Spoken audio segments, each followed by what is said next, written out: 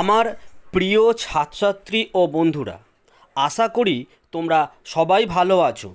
তো welcome to my channel. আমি সোমনাথদার coaching centre থেকে তোমাদের সবাইকে স্বাগত। আমার প্রিয় ছাত্রছাত্রীরা, আজ আমি একাদশ শ্রেণীর ইতিহাস নিয়ে আলোচনা করব। অর্থাৎ তোমরা যারা এবছরে ক্লাস 11-এ ভর্তি হয়েছো, যাদের ইতিহাসের এই সাবজেক্টটি আছে, তো তোমাদের এই লকডাউনের জন্য কিন্তু অনেক পড়ার সমস্যা হচ্ছে।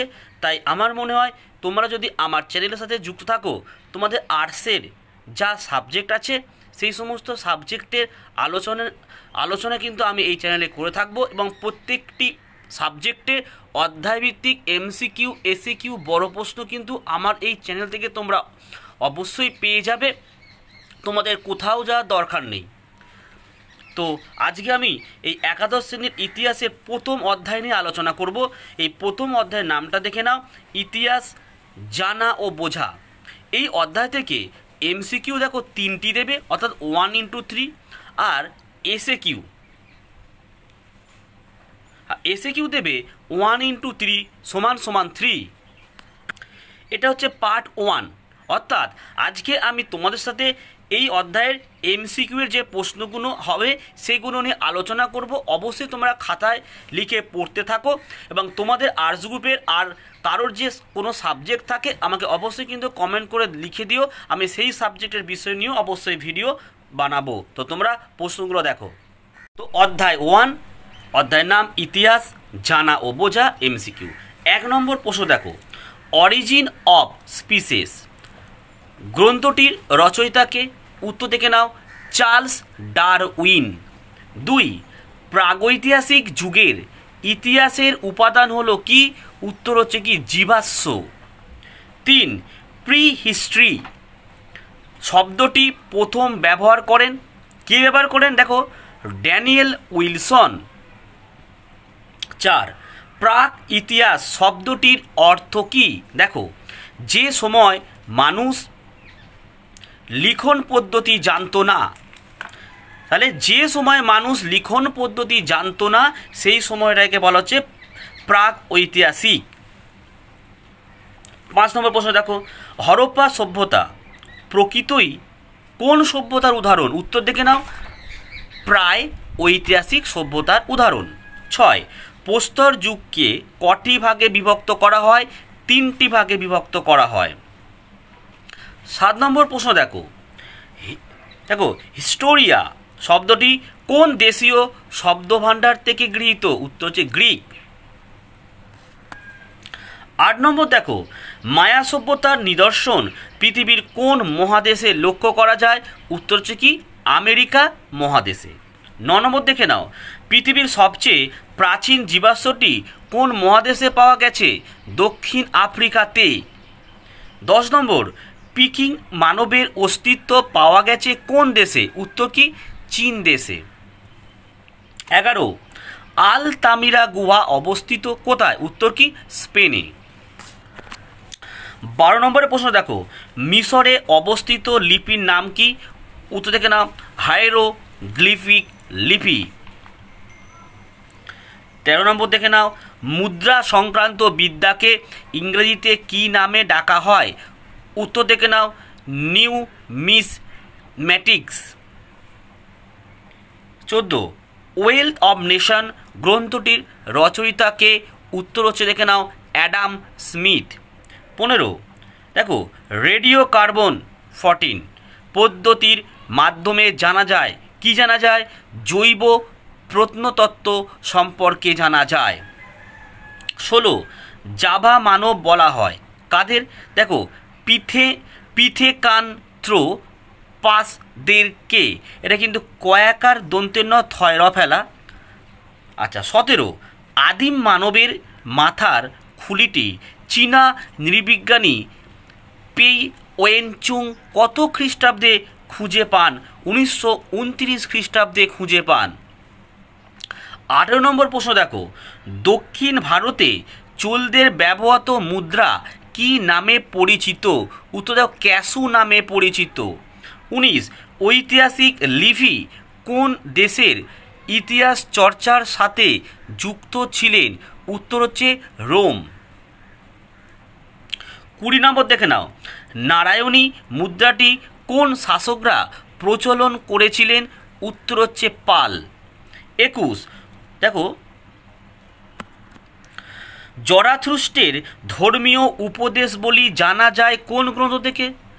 Zend Avesta. উত্তর কিন্তু বর্গীর জয় একার দন্তে নয় দয়, আ বয় একার দন্তে ছয় তয় আকার কিন্তু জেন্দ আবেস্তা থেকে। 22 পৃথিবীর বৃহত্তম ও যুক্তি নির্ভর মহাকাব্যের নাম? মহাভারত। 23 নিক্স মুদ্রাটি কারা ব্যবহার করতেন? আর্যরা।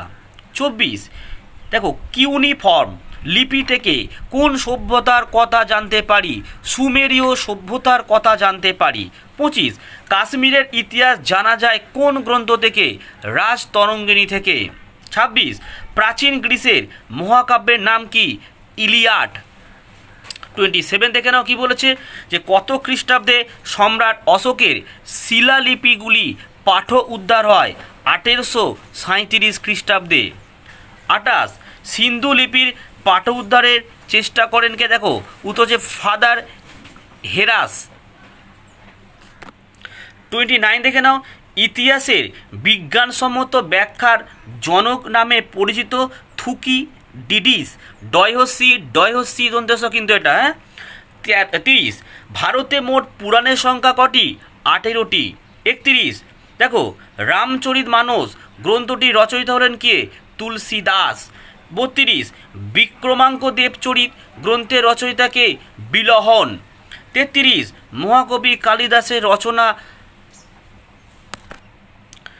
9 নিম্নলিখিত কোন গ্রন্থটির, অর্থাৎ বুদ্ধচরিত। আচ্ছা। 34 অলবিরনির লেখা গ্রন্থটির নাম কি? তহকিক-ই হিন্দ। 35 ভারতের তোতা পাখি বলা হয় কাকে? আমির খসরুকে। এটা কিন্তু খ দন্তে স রয়হস্যু কয় একার। 36 দেখে নাও, বুদ্ধচরিত গ্রন্থের রচয়িতাকে? অশ্বঘোষ। 37 বুদ্ধচরিত থেকে কোন বংশের রাজত্বকাল সম্পর্কে জানা যায়? কুষাণ বংশ। 38 দেখে নাও, বলছে যে হর্ষচরিত গ্রন্থের রচয়িতা ছিলেন কে? Banabhatta. 39 periplus of the Erythraean sea গ্রন্থটির প্রকৃত রচয়িতা ছিলেন কে? দেখো উত্তর দেখে নাও, যে অজ্ঞাতনাম, গ্রিক নাবিক ছিল একজন। 40 দেখে নাও, তাবাকত ই নাসিরি গ্রন্থটির রচয়িতাকে? দেখো মিনহাজ উস সিরাজ। 41 দেখে নাও, খাজা ইন উল ফুয়দ গ্রন্থটির রচয়িতা কে ছিলেন? আমির খসরু। 42 দেখো, ফাইয়েনের লেখা গ্রন্থের নাম কি? ফো কুও কি। 43 দেখো, তাজ উল মাসির গ্রন্থটির রচনা করেন কে? হাসান নিজামি। 44 দেখে নাও, কিতাব উল রাহেলা গ্রন্থটির রচয়িতাকে? Ibn Battuta. 45 মোগল সম্রাটদের সময় কোন ভাষায় অধিক সাহিত্য রচনা হয়েছিল? কোন ভাষায়? উত্তর হচ্ছে ফরাসি ভাষায়। 46 অশোকের শিলালিপিগুলি বেশিরভাগ কোন লিপিতে লেখা?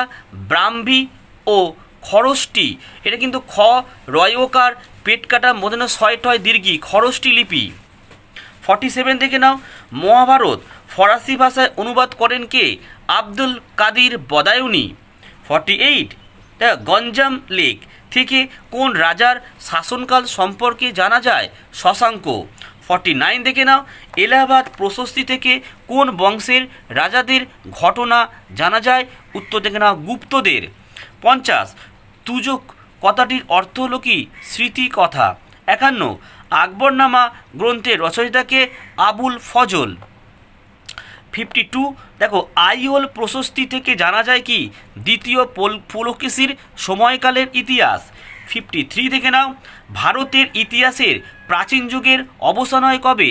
খ্রিস্টপূর্ব দ্বাদশ শতকে।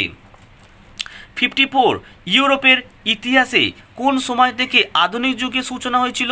1453 খ্রিস্টাব্দ থেকে।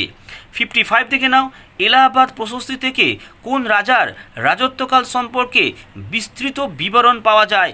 সমুদ্রগুপ্ত থেকে, সমুদ্রগুপ্ত। 56 দেখো, দেওপাড়া প্রশস্তি থেকে কোন রাজার কথা জানা যায়? বিজয় সেন। 57 শকাব্দ নামক সাল গণনা শুরু হয় কার আমল থেকে? কনিষ্ক। 58 কত খ্রিস্টাব্দ থেকে শকাব্দ গণনা শুরু হয়? 78 খ্রিস্টাব্দ। 59 সম্রাট অশোকের ব্রাহ্মী লিপির পাঠ উদ্ধার কে করেন? James Prinsep.